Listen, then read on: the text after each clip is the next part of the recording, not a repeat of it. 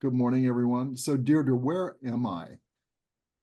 You are somewhere in New England, but I'm not sure where, So because this most New this England is lighthouses have markings on them that say where the lighthouse is. this is Plum Island, Massachusetts, which is where I really should be right now instead of back in the desert in Arizona. But Plum Island is outside of Newburyport, where my family lives.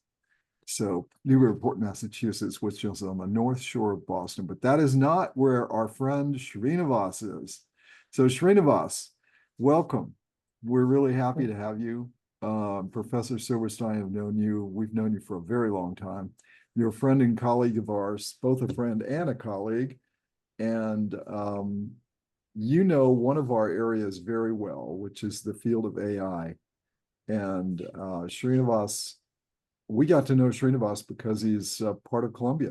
He's part of the Columbia team and spent his time doing a master's degree there. And then he's been involved with helping Professor Silberstein and I teach and mentor students. And to this day, he's still involved. And you can tell because he has a picture of Columbia in his background.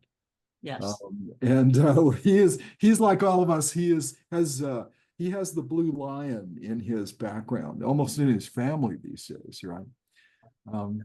Not sure yours goes back to the turn of the century like Deirdre's does, but yours and mine is I think more their current generation. But that's the 2 centuries ago. Yours is 2 centuries. That's right. 20th century. Yes. And Srinivas, like me, he's had his family helping us teach. He had his son with us last summer, I believe. Yes. And he was helping us teach in our programs because we were needing some help with financial modeling, and he came, and then he also helped us with a couple of other things. And at the time, I believe he was only 16 years old, if I'm not mistaken. Is that true, or was he 17? At that time that he's involved, yes, around 16. Yeah, that's what I thought. He was not 17 yet. I know. It's very difficult to understand how a 6 or 17-year-old child can come and help adults, but we've had this before. Michael Aboud's son came and did the same because sometimes they pick things up a little quicker and can help people see things that you might not be able to when you're coming at it from a different point of view. So we like to start him out young. And he is now in university at? He joined Rutgers Business School. Yeah. Yeah, so he's now proceeding, which we're very happy about. So Srinivas has spent about 10 years now in the actual raw application of AI focused on automation. And he comes out of the automation field and he had a lot of experience doing this, mostly from the use case point of view. And where automation is where a lot of the early tech use, the only really productive use of what we call AI today occurred. And he's been guiding and educating us on AI for a long time. And he's a key person in our AI discussion work group. And so we asked him to come spend some time talking about various aspects of AI. One, when he looks at the state of the technology today from the use case point of view, where does he see that lying? When you look at the use of AI, especially in the use cases in business, where does he see that occurring, and where is it most appropriately used? And what might we all be missing about this that it'd be better if we all understood? So, with that, I will let Professor Silberstein start. And Srinivas, you can always tell us a little bit about exactly what you're doing. These days, you're with a startup and helping with that in various capacities. I mean, would you like to say a little bit more about your background before we get started? Yep. Yeah, as you already told majority of the things. I've done my tech management master's from Columbia. I've been in the industry for the past 25 years into the product management. I spent good amount of time in the supply chain management with a supply chain management product company, and later on into consulting, worked with large consulting companies into various capacities, the program management, the account management, client relationship management, and moved on to the technology consulting solutions and sales. And yeah, I've been working on the AI and automation area as it applies to application automation, infrastructure automation, and business process automation with multiple use cases, multiple domains since last 10 years at least. And yeah, as you already told in the starting, and I want to put a caveat that I'm an AI professional from the automation point of view. What that means is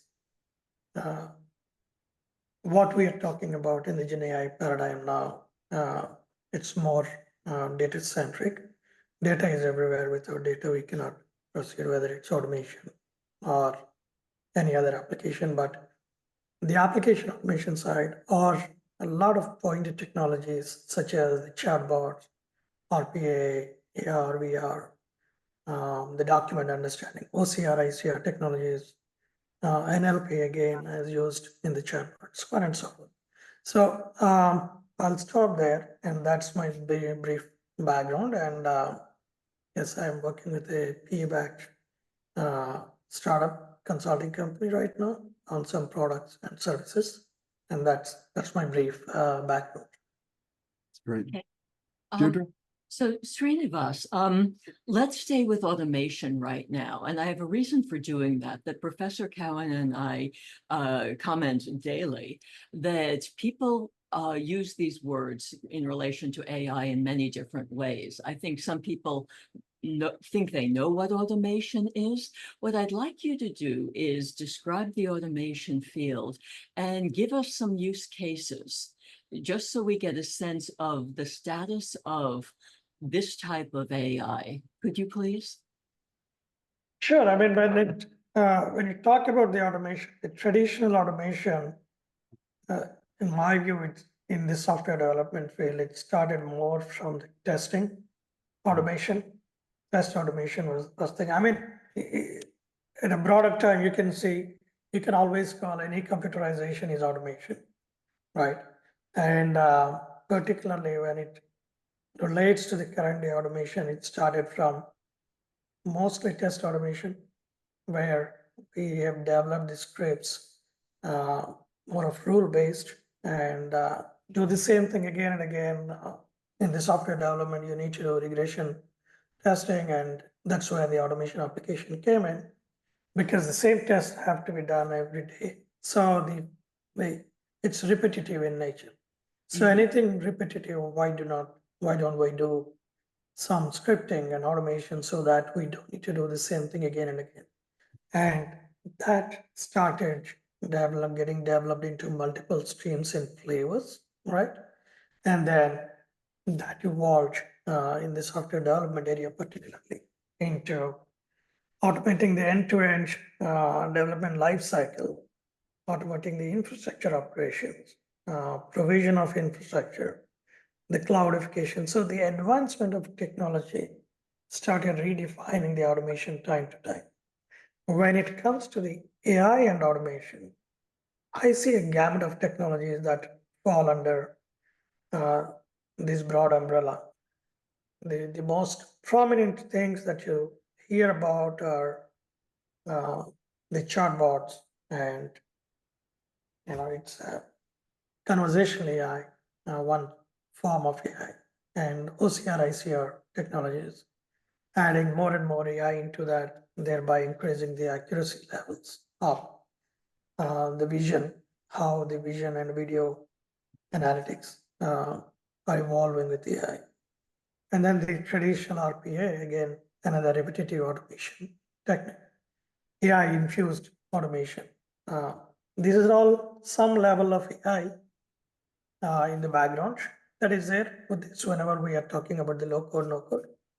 But then more and more when it is coming into generative AI paradigm, how things are shifting. Every area is getting impacted and it is shifting.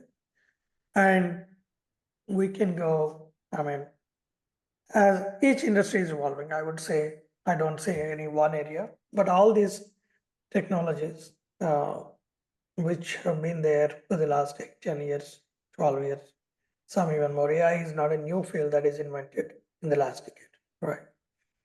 So those have gained some momentum and also the acceptance in the industry because of the Gen AI getting traction since last 1.5 years. That's my 2 cents to start with. Okay. What sort of use cases might you be working with clients on? How are they picking this up, what you've been describing, and using it in their businesses? So the use cases are very different from industry to industry. Some of the functions are very common across any enterprise, right? So the HR, the finance, and any other general administrative and operational stuff is common. Like everybody has some software applications and they have infrastructure, and the advancements in those areas are already taken. I mean, companies have taken advantage of that, like cloud and modernizing the application and also rationalizing the legacy applications. So all of them are the advancements into the industry. So when it comes to the use cases, first priority goes to these areas of what are the technology areas that are risk-free that we can experiment? What are the business areas that are again not exposed to the end users or end customers, so that you do not have an immediate, it's a new technology coming up, particularly the generative AI. Anything that you do there would impact the end users, and no company would like to take the chance. And we have seen the use cases or the examples of companies who tried doing that, sometimes landed in issues. So when you talk about quick risk-free use cases, that's what every company is in search with. What they have already automated using traditional AI and ML technologies. Now, can we do that or advance that to the next level is what is going on. And then the business specific use cases, if it's a manufacturing industry, what are the areas? If it's a pharmaceutical industry, what are the areas that AI could do? I mean, earlier AI was there. Some of the early adopters have been investing on it. Some companies who have invested a lot in technology have done it. But a lot of organizations didn't really try to adopt AI. But in the last couple of years, the speed has been, it really picked up, and organizations want to be there and they want to understand which use cases to prioritize, what are the risk-free use cases to start with the journey, and so on and so forth. Mm-hmm. So I hope I answered your question. Yeah, yes, you have. This is interesting, and I think Professor Cowan wants to jump in here now. So if you were going to separate out what advancement in automation has happened because of AI versus what would analytics have done for you anyway? What is that uniqueness in AI that has moved it forward versus a hard rule-based analytics approach? Certainly, I mean, the amount of coding, I mean, I'm not talking about GenAI, I'm talking about AI here. Mm-hmm. The analytics is basically building the insights from your data. right? So more and more advancements that the whole industry have seen in the last 10 years is low code, no code. How do you reduce the code, make it more and more user friendly so that you don't need hardcore development, right? And that particularly was brought in with more and more. I won't say everything is AI. I mean, every technology has traversed towards low code, no code area, right? And for example, you take an RPA, it's all the tools that you have in the industry, the leading tools, you look at it, all those tools are working based on a LCNC approach, right? So the developers, they don't need to be really strong .NET or Java developers. Of course, if you're a stronger developer with the coding, that's more advantageous, no doubt. But the entry barriers have been simplified every year on year, I would say, and then adopting it to a hot on-premise regime to cloud-based and more cloud-based, SaaS-based products that are coming in. So the ease of use has been consistently improving, and that has to do with reduction of the code, one of the major factors. And then bringing AI into that comes into some specific technologies. You can see that very clearly. Personalization is one area. In the retail, you see that at large, whether it's retail for the consumers in any industry, whether it's banking, whether it's consumer goods industry, more and more understanding the client patterns, understanding the client behaviors, analyze that, build analytics around it, and then learn from the customer behavior, and then bring in that personalization and provide suggestion. So there are multiple statistical models that are brought in this overall business applications. And that's what we see in today's AI applications. So, so if I were going to try to understand, if I were going to try to deconstruct this a bit, what this has done is and I'm going to be very unfair here, so you may say no. So, but it's almost like you've added a layer of middleware that makes the automation of tasks simpler and quicker for the actual person who is trying to make something happen. So could it be viewed as a piece of middleware that makes a task easier to execute using software? That is true. Basically, an intelligent assistant is where, the automation or AI, the objective is to make human behavior. So wherever we see challenges of using, whether it's cost related, budget related, or the ease of use, wherever you can replace a human doing that task. This applies to hazardous conditions in some industries, a repetitive task, doing the same thing again and again in a lot of industries. And then analyzing the data. If a company is spending huge amount of data in resolving their customer complaints or IT help desk complaints, what are the kind of requests coming repetitively? How do you see if there is a 500,000 tickets coming in every year? Are these real or $500,000 require human attention, or you observe any patterns around it?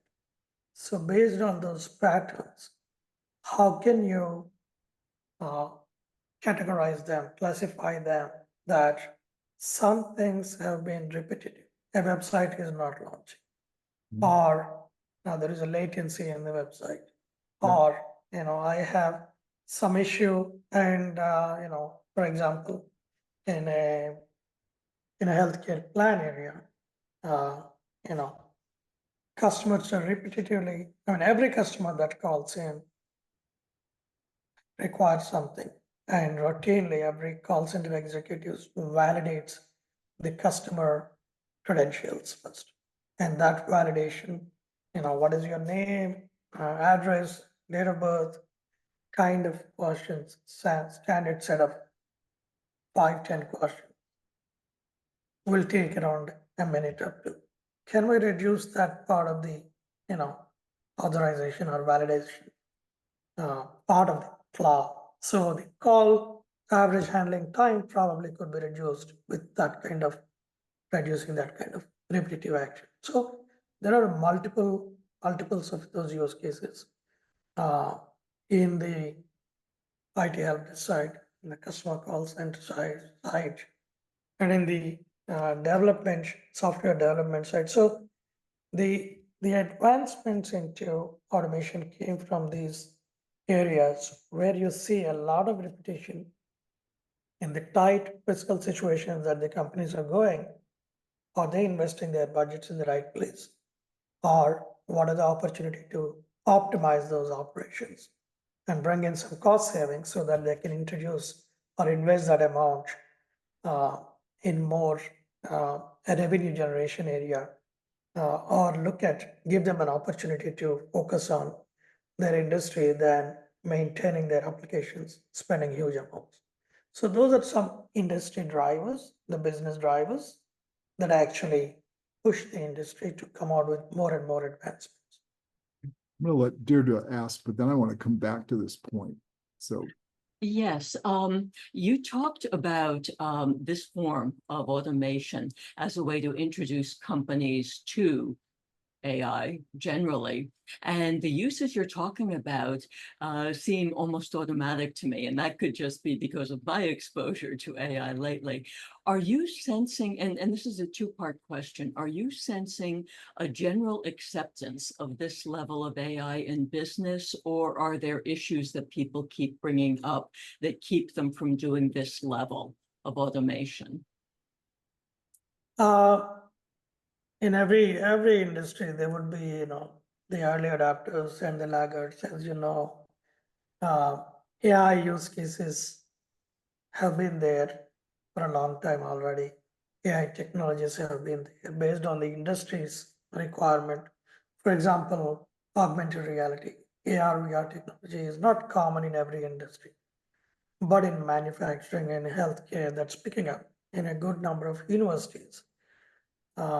Training using AR/VR technologies, particularly in manufacturing area, in pharma, healthcare, that's been picking up. And when I was speaking to the professor, he said in some areas, particularly in the life sciences area, that became like a norm that they want to ensure their students are aware of, how they can get trained on, particularly or bring the advancements into the training using AR/VR.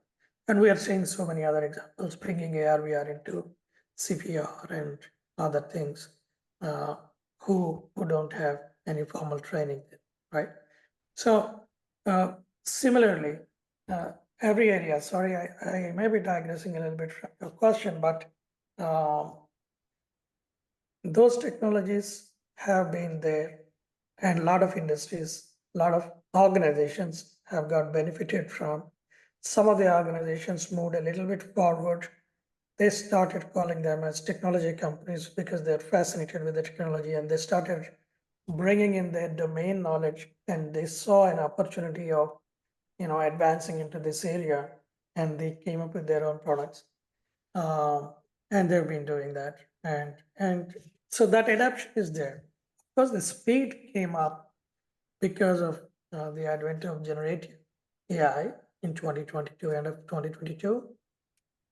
If you see the timeline, speed in the pre-trained models started picking up from 2017 from the transformer architecture that Google has brought in, but industry didn't really, at least the normal users do not really know much about it until the GPT 3.5 was released into the market and everybody started talking. Now, when everybody is geared up to know what is this technology, there is a fear of missing out comes naturally because people cannot ignore the disruptions, particularly organizations, because they will be obsolete without that. So there are some studies that say 99% of the organizations are already started working or thinking about AI. Some say it's above 75. There are various kinds of reports in the market when you look at the state of AI today. Mhm. Okay. Do you think, and I don't want to get too far ahead of the conversation because I know Professor Cowan wants to say on this, but you're sort of hinting, do you think people are saying, wow, this automation stuff works really well. Now I'm hearing about this GenAI stuff. What can I do with that? Or are people really just sticking with the automation? Everything has to evolve. Now, the data is the main thing here. So the data strategy, traditionally, that field has been there and it's very matured. And a lot of new tools have been coming there with GenAI. One of the major area that's fundamental for generative AI is the data, right? Whether it's for automation or for generative AI or any of the AI applications. So I would say the adoption overall and the amount of investment that's going on because of generative AI into the field has to do a lot with the urgency that companies are feeling to get on board quickly into this area.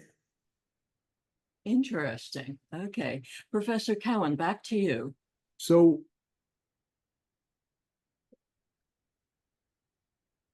I'm gonna just go off a little bit before I come back. Because I don't want to bore you and everybody else with digging into the software piece, which is what obviously I'm interested in because of my own background. But so one of the things that we all are constantly reading, right? I mean, Professor Silberstein sent me a brand new release from MIT the other day that is a 45-page document on the state of the industry. And as you know, MIT produces some pretty good materials these days on the subject, and they're doing some really good work. And unfortunately, not enough places are doing really good work on this. But what they say is what we've all been saying from a long time. And the problem is that people like you and I mean, you are a little bit different because you actually are working on all forms of it, right? All the way back to just raw automation to the use of current, more learning-based technologies that have less rules to them, and figuring out how those apply, right? So we're talking about Gen AI and neural networks and those kinds of things. So and this is very unfair and it's on my side, and you know I have this bias, right? That I believe that unless it's a heavily learning algorithm, meaning that it is unconstrained and unrule-based, right? So it's much like generative AI that's opened up to the ChatGPT level at the very end, not at the constrained level, right? But at the very end, that it's really not AI in its current, it's in its next generation, right? That there was an 80s generation of AI, which was really just advanced analytics that had scaled because we knew how to do the algorithms better. We actually had better scalability of both software, the algorithm writing, and the technology itself, meaning the hardware that ran it. So we could extend the use of algorithms and make them more complex and handle more data. the problem that with the 80s AI was that it just became boring because it was kind of basically more of the same. So people just didn't understand what the big deal was, and they didn't really get it. And the term itself kind of died, but it didn't, the use of these elements of automation and extending analytics never died. Extending analytics kept going as things got better. We had better, as you were mentioning, we developed better programming tools, we developed better middleware, we developed better operating systems, right? Even though we'd still use a few of them. But the operating system itself became better. So we improved all of this. And what then we're in what I think of, and maybe it's third generation, but I think of it as second generation, where the algorithms are primarily unconstrained. Well, where they can be made unconstrained, right? You can take generative AI and constrain it with rules, and then it becomes less of a learning algorithm and more of just an automation, a very good automation program. But one of the hallmarks, and this is where you were trying to make a distinction for us earlier this morning, right? Where you were saying, just remember I work on the heavy use of this stuff. I'm not on the scientific side. I'm not sitting out here working on super intelligence and, AGI and the research side and it's just not that's not where I focus. I focus on the raw automation. That's where I came from. And that's where I'm applying it in the actual use cases.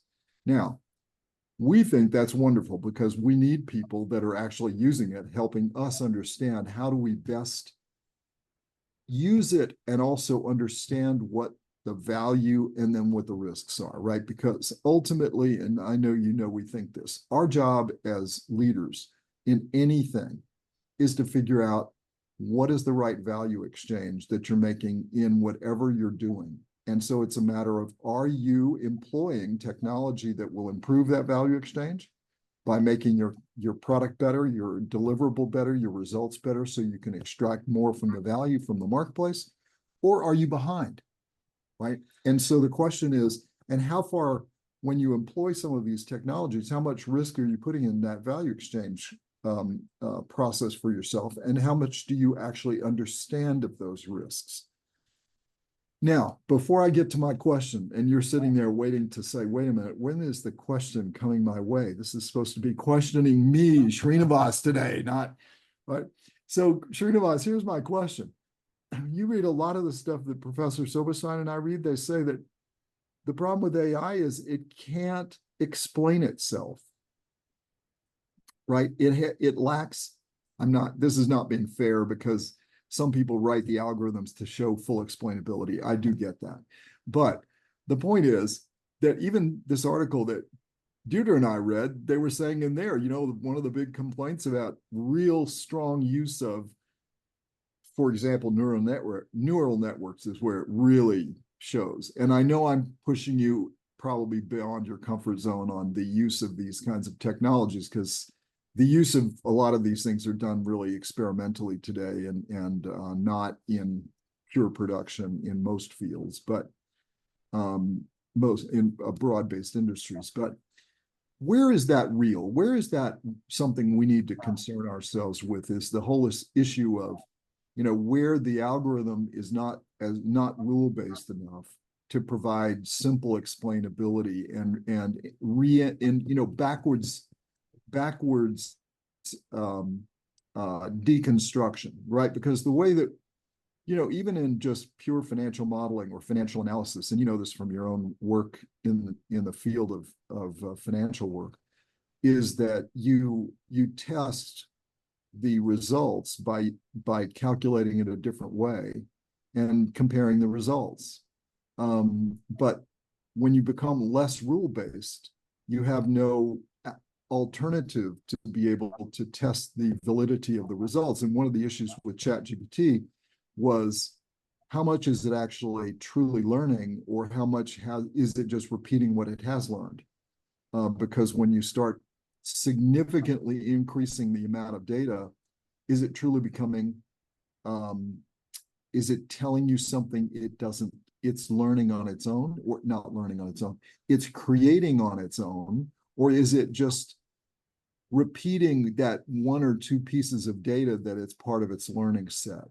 And so when I'm talking about these subjects, right, that I've just given you for the last 3 minutes, how much of that applies to what you do, and how much of it do you even care about? And I don't mean intellectually care about, Srinivas, because I know you do. I'm talking about just when you put your work hat on today with implementing this stuff, how much of that even plays into what you work on and what people are concerned about in the actual use of this stuff?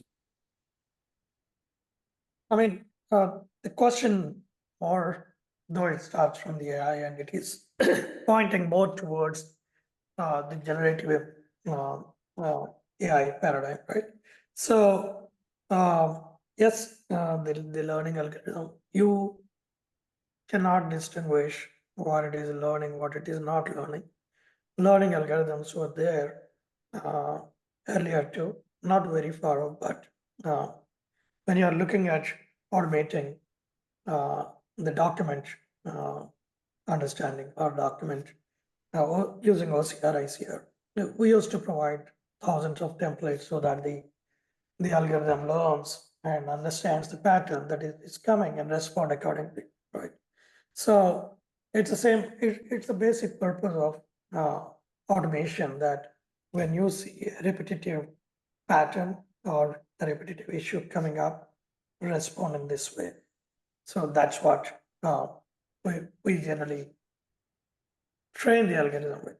When it is coming to ChatGPT, the basic difference there is the speed at which the changes are coming.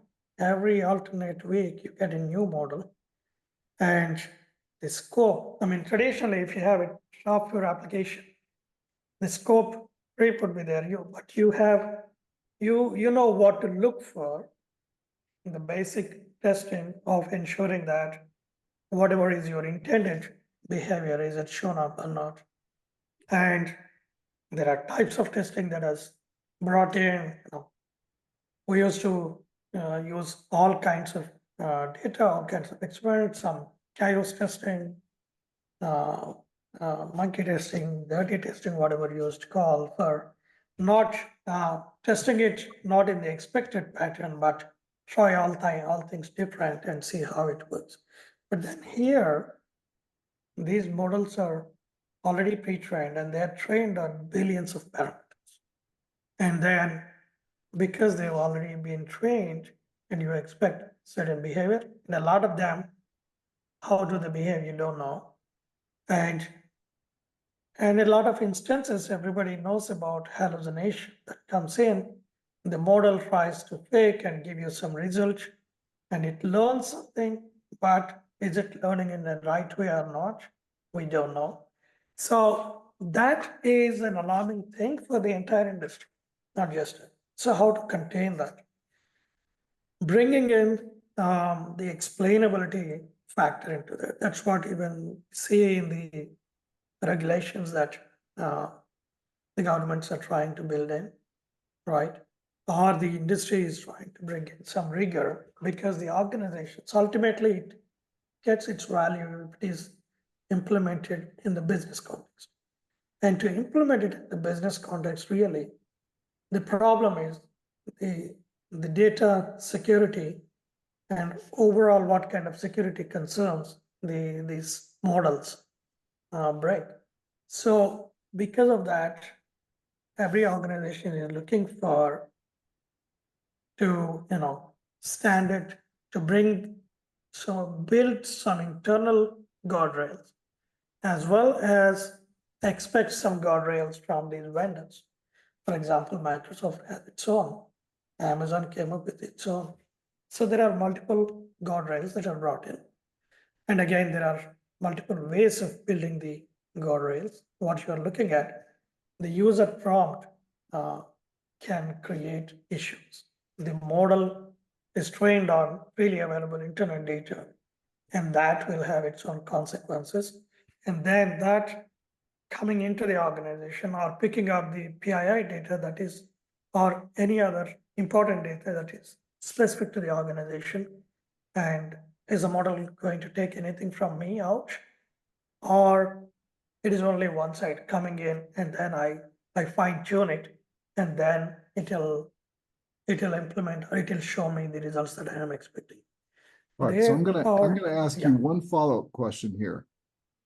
And then I promise I will stop and I'll let you and your closer friend Deirdre, take the conversation. Okay, so now you're on to the point that I really care about, is that we have Amazon, we have Microsoft, we have a bunch of software vendors, and some that are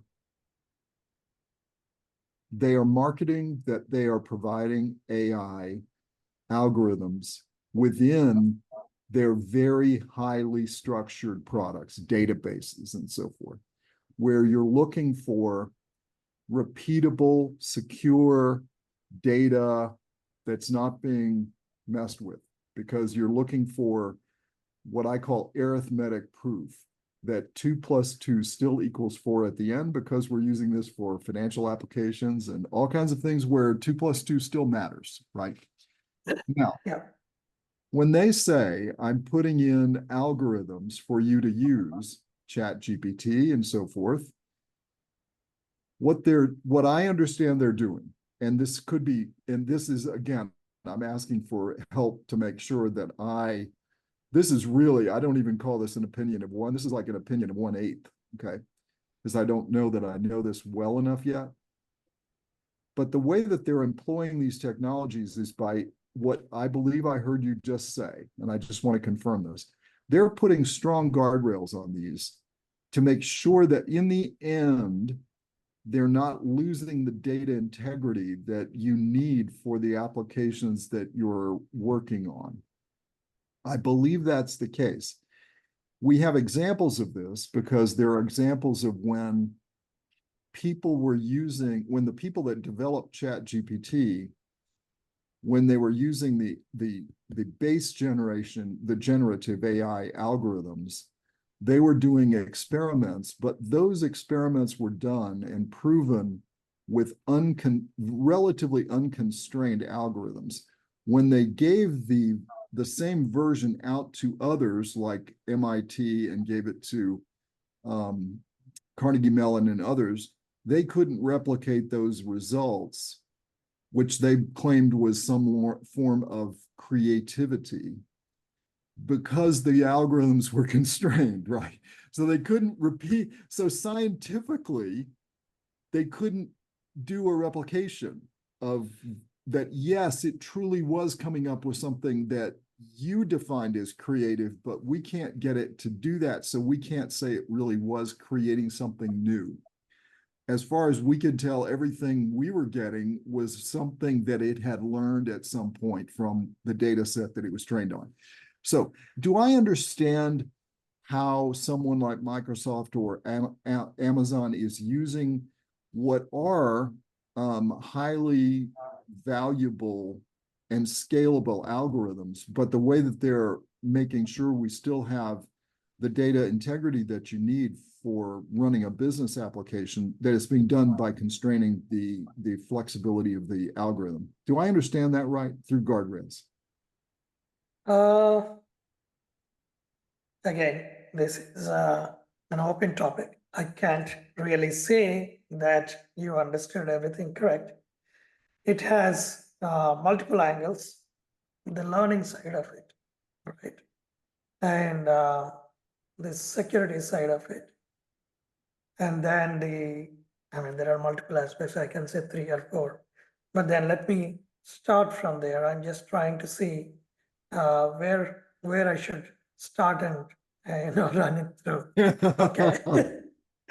So when I speak about some platform like Amazon or Microsoft or anybody else like IBM Watson, so one is the explainability of the model, right? Second, one of the major issues which we can come later on discussion is about the about the rolling out of these models or the overall business case to the production, right? And then that, what level of code do you have to write, or is an automated platform to move from the development to the staging to whatever we do the traditional DevOps, right? Or model deployment. So, and how much, one of the bigger or not clear barrier yet is the cost involved overall.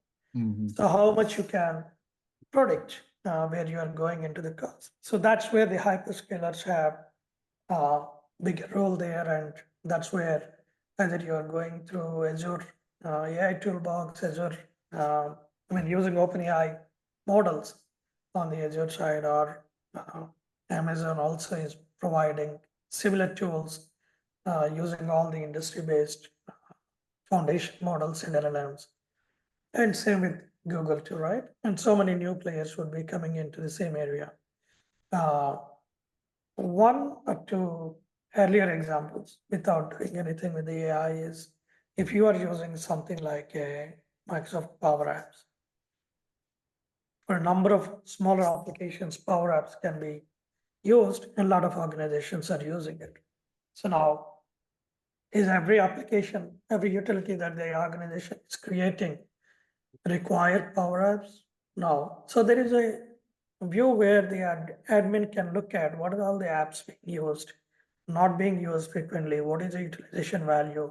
Do we need to continue this or not? Because you are utilizing the license, the entry cost is low, but if you are using 100 licenses, 200 licenses a month, that brings in some consistent cost.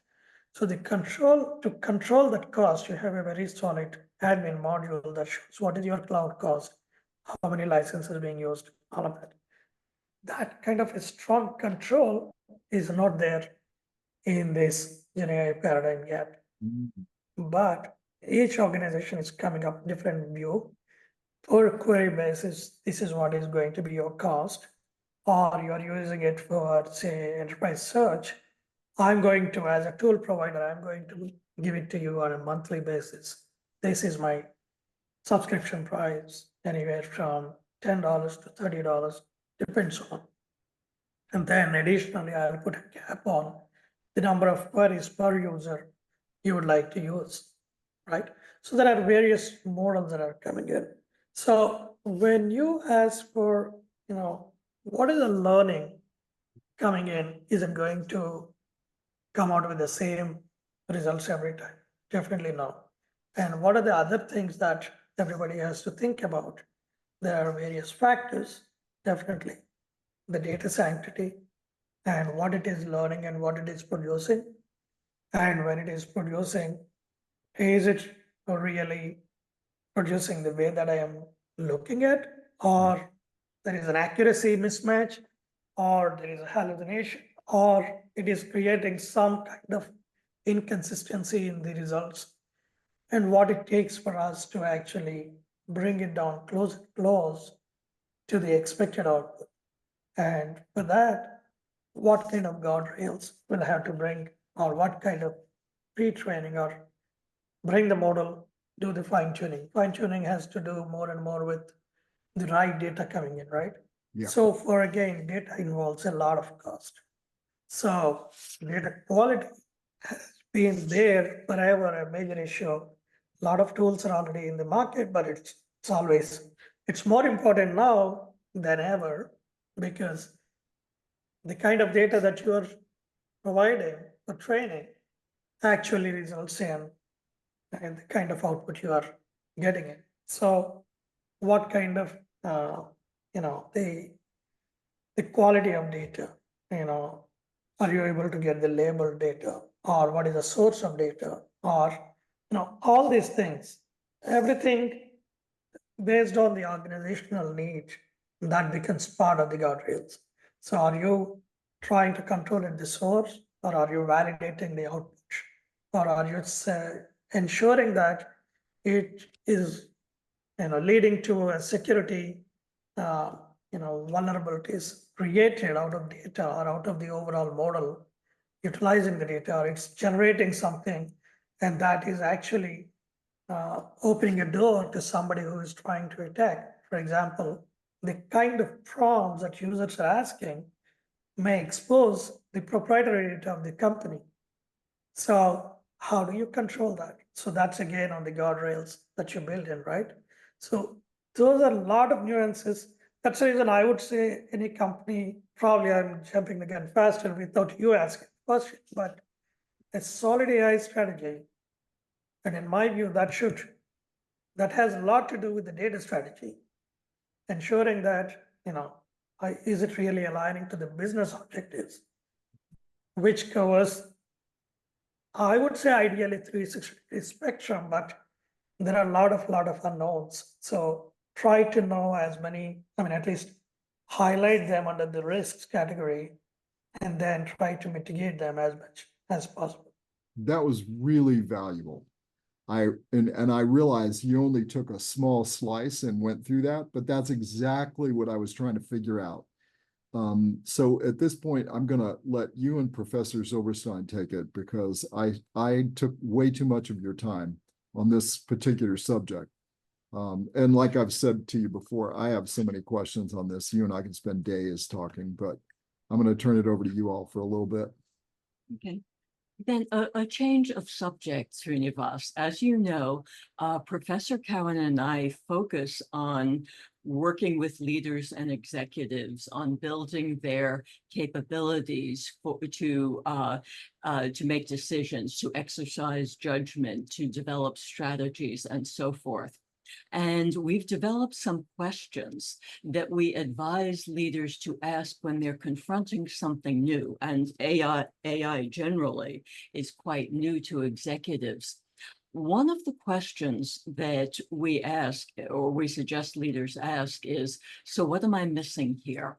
What do you think leaders are missing when they start to make decisions about AI? Now, we may be past then asking that question for automation, although I don't know that yet.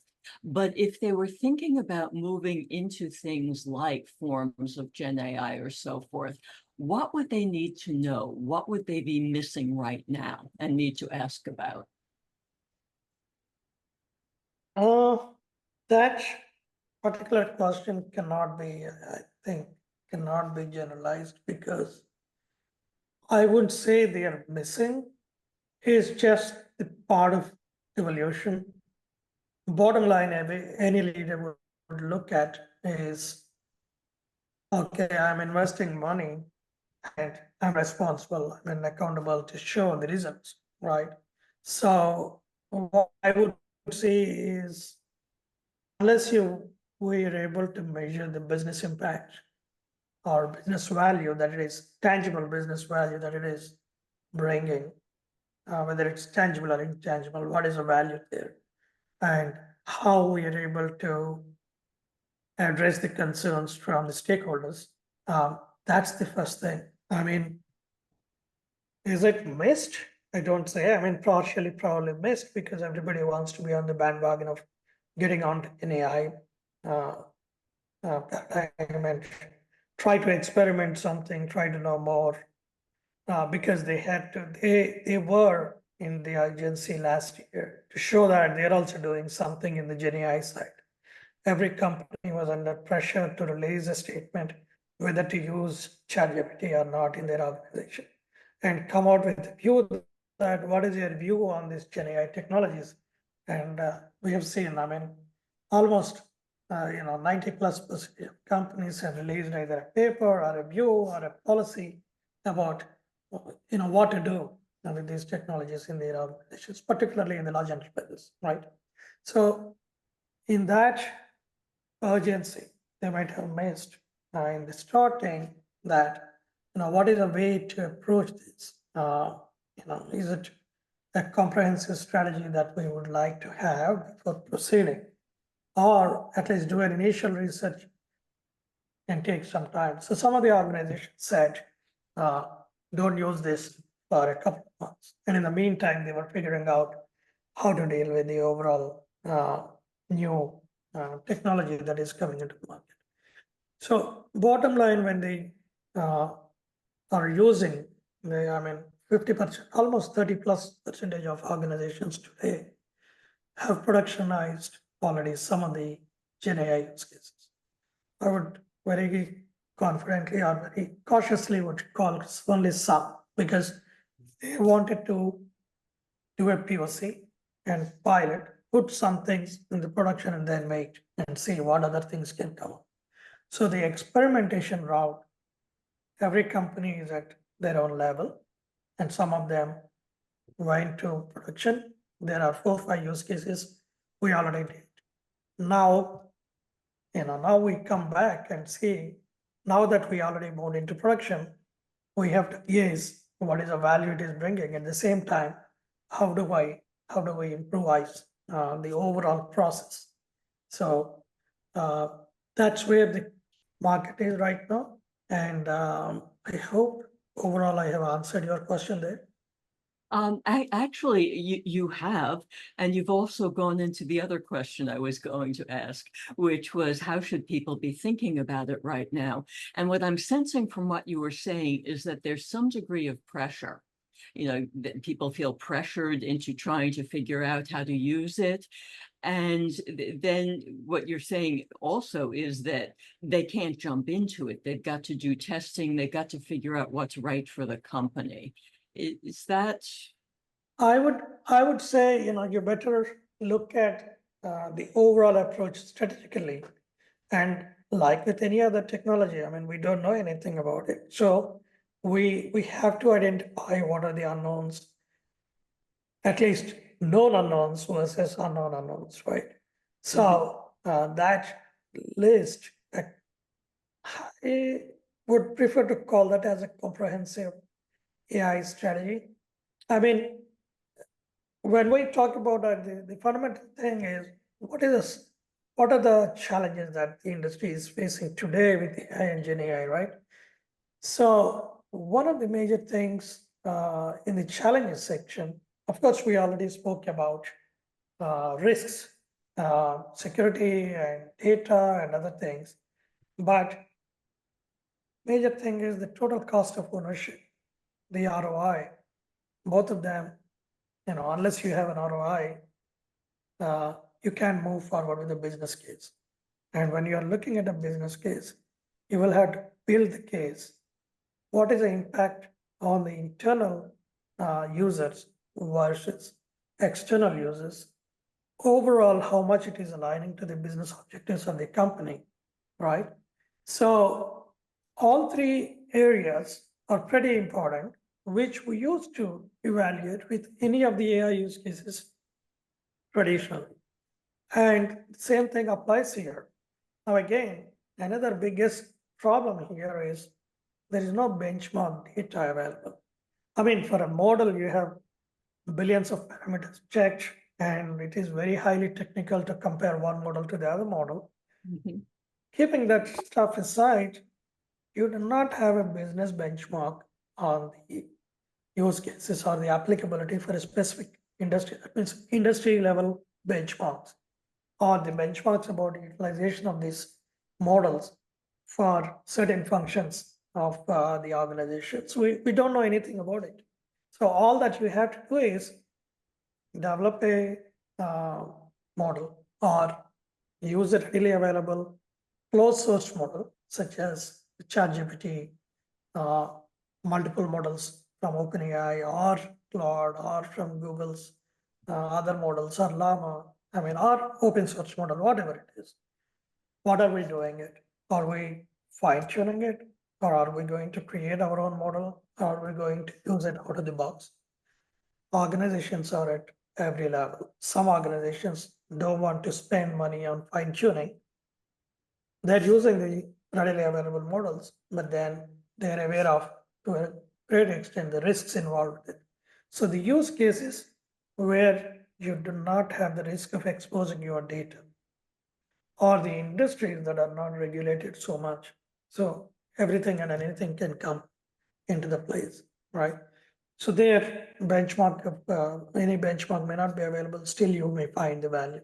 So the entry barriers, what are the entry barriers that each company is facing? And to overcome, everything changes from industry to industry, as I said. The challenges for manufacturing are different from pharmaceutical, are different from insurance to financial industry. So industry specific, how this context changes, and accordingly, what are the risks involved, what your AI strategy should look at. So that spectrum of, how do you look at it and create a strategy for your organization changes. So I would always argue that first have that view with a little bit of initial experimentation. And for that, an executive support is a must. Unless this is a new technology, you never know how much ROI you are going to get. And without executive support, nothing is possible. And without any budget, you can't even experiment and see what it is going on. So these are one to the other, all these elements are connected. I agree with so much of what you just said there. Srinivas, you've been giving us so much time. I don't want to take advantage further of your expertise, although I think we hope that we can entice you to come back and talk with us further about these topics. Professor Cowan, would you like to wrap things up here? I would, and Srinivas, you've been so kind to let us amateurs talk with you about this. So if I were to try to summarize this, what I've heard you say, because Professor Silberstein and I are going to do a summarization as best we can of this, and we hope we don't make a mess of it for you. But if I were going to say what I've heard you say, and we'll figure out how to say this more elegantly, but if you were going to advise people on use, it would be experiment with it. Make sure you have an executive sponsor to help you experiment with it. Make sure that you're not exposing your proprietary data and the critical data you have when you're doing this. And make sure that you are keeping an eye on your ROI, because what you expect, because costs can be hidden in how you use this. Based on the models that each individual group are using. So make sure you have some form of, even if the ROI is negative, make sure that you are measuring yourself, mainly because there are no good benchmarks that exist that can help you measure this. And that a good area to target is automation. Absolutely, and they should focus on creating an AI strategy that should cover the governance approach, the safety, security, transparency, So the strategy basically covers that. To think, what is the approach? They may come up with, why don't I have a COE internally to figure out all these things to create an approach and best practices that should be rolled out internally for the users. And when you're talking about the security, the first thing comes about is the awareness internally for the employees. Right? So, and the best place to start with the strategy and the COE for me. That's great. I can't thank you enough. Deirdre, did you want to add anything or? Just that I can't thank Srinivas enough either. This has been tremendous. A lot of good insights, a lot of good information, a lot of good thinking for leaders who are approaching the topic. So absolutely. Thank you again. Again, and thank you for tolerating our sketchy understanding of part of this stuff. You're always very patient with us on this, and we really appreciate that. And I've learned a tremendous amount, and I've got a little bit of work to do to think about how do I internalize what you've just said so that we can properly summarize it. And I surely would like to ask you, we won't make you commit publicly, but we would like to ask you to come back and do a part 2 of this. So we're going to consider this. Okay, we're going to consider this part 1 of the conversation, because I still, Srinivas, you know me, right? I still have a whiteboard full of notes that I've got that I'm going to ask about. But Got look, it. it's been great to see you as usual. I'm glad you're very busy, so that's part of why we're not seeing you as often as we normally would. But we understand why people would continue to hire you to help them do their stuff. It makes perfect sense to us. So, any thoughts Thank you you. want to give us before we turn you loose and let you go do real work? Thank you. Hope I answered all your questions. And because of the nature of the technology and the various connected topics for each of your questions that you were asking, I had to go to multiple areas to bring examples to explain that. Hope I didn't jump on every area to bring the context there. Hope I answered all your questions sensibly. If there is anything, give me a feedback. Maybe in the next meeting, I will try to go very focused on your question and answer that there as much possible. No, And you've done yeah. great. Thank you. And then, yes, we didn't get into specifics. Probably for this discussion, getting into a specific industry, specific use case may not be of much relevance, is what I think it will be. I think getting into a real use case and having you deconstruct it for us would be tremendously valuable.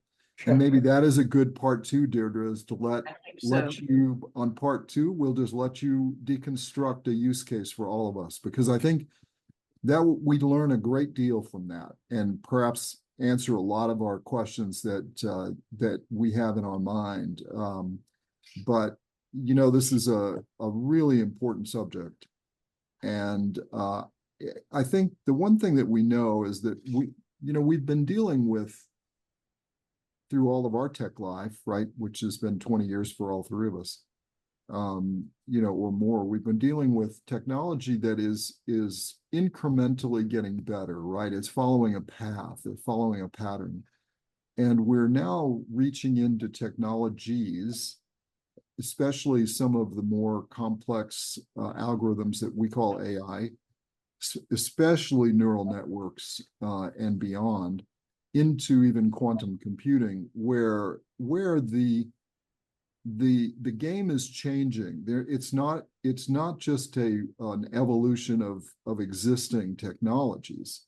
It's truly doing something new and different. And whenever you're doing something new and different, you have new and different considerations. And that's what makes, when we ask you what seems like a simple question, you have to say, wait a minute, there are 5 parts to this question. I don't even know where to start. And by the way, each one of those has 5 parts, right? Yes. And so we do understand that. And part of what it helps to have people like you who are very clear thinkers, who understand the depths, is that you help us see that. So even though you've only answered perhaps one of those pieces of the first 5 parts, and you didn't even get, we all understand that, we really do. It's just by you just taking us down those paths really helps us get a better picture of what we didn't really even understand sometimes what all those parts are. So don't feel badly that you haven't been able to do that for us. We're not expecting that. We're really more expecting to have you give us a sense of the complexity and the differences that we're seeing. And I think you've done a tremendous job this morning doing that. I mean, Deirdre, I think you also, we spend a great deal of our time when we're not on leadership, we're spending it on AI. And actually these days, I would say, Deirdre, you spend probably more time on it than I do, which has been usually the other way around for many years. Because I was like you, Srinivas, I was studying it and playing with it when it was not very useful. And I'm involved in a major implementation of a large language model. Yes. So I'm seeing, and I know you know that, and I'm seeing the negativity of it. And I'm seeing where sometimes I think it's giving wrong answers, but it's not. It's giving answers based on its learning that we know are wrong only because they're edge cases and somebody else can see that they're an edge case. And so we had to put rules in place to make sure we catch all that. Absolutely. That contextual learning, I was trying, with another friend of mine, using the OpenAI's ADA model, for a legal document, I mean, a set of legal documents, around 20-25 legal documents. We looked at it. It summarized per document. But when we looked at the concise summary, it's showing pieces of each summary instead of giving one good summary. So again, we programmed it in such a way that 10% summarization to whatever level of summarization we want. But when we looked at the overall summary, it's disjointed. So we thought, okay, we should give the context in the top to ensure that it is giving a complete case summary than summarizing each document. Those are small things as you experiment with the model and see how the output is coming. It's part of the test and validation, but then there is a lot of arguments in the industry, a lot of views in the industry that there should be a third party testing and validation and explainability aspects that should be covered as part of the regulatory framework. And there are views that AI development should be slowed down because the market is not able to prepare so fast for this change. Of course, that's So you're altogether identifying different. a really interesting strategic gap in the marketplace for an independent testing of explainability and validity. Absolutely. We have to think about that, Srinivas. Yes. Yes. Remember, Part 3. yes, part 3, that's part 2. You know what? Maybe we do a part 3 on the strategic gap there, because I would tell you, you know this, right? We entrepreneurs, we have a lot of ideas. Most of them are bad, as you know. So this could be a very bad idea, but it might be fun to explore, right? That strategic gap. Absolutely. Some level of testing, some level of security. There are a number of tools are already experimenting and they're releasing into the market. I don't say it is a bad idea, definitely, because particularly where you do not have any control on the models and their outputs, right? So that's an independent area that should be dealt with, but it all depends on the regulatory framework that comes in. As of now, if you are releasing a model into the market or if you're releasing a use case to the market, just like any other application to be tested, it has to be tested to the level that is possible. So we started to stop our discussion 10 minutes ago, and we've kept going. As you can tell, we can let this go on forever. We're going to let you get back to real work, Srinivas. Again, thank you so much. We really appreciate it. It's great to see you, and we'll see you again soon. And Deirdre, I will see you very soon. Very good, Tom. Okay. Bye. And again, Srinivas, thank you so much for your time. Thank you both. Coming up with questions. I was not sure I was able to. I will be able to answer your questions at all. But this is a good started discussion. Hope we'll go a little deeper next time into multiple industries. That sounds great. Sounds all right. good. We'll talk to you soon. All right. Thank you. Okay. Bye. Bye-bye.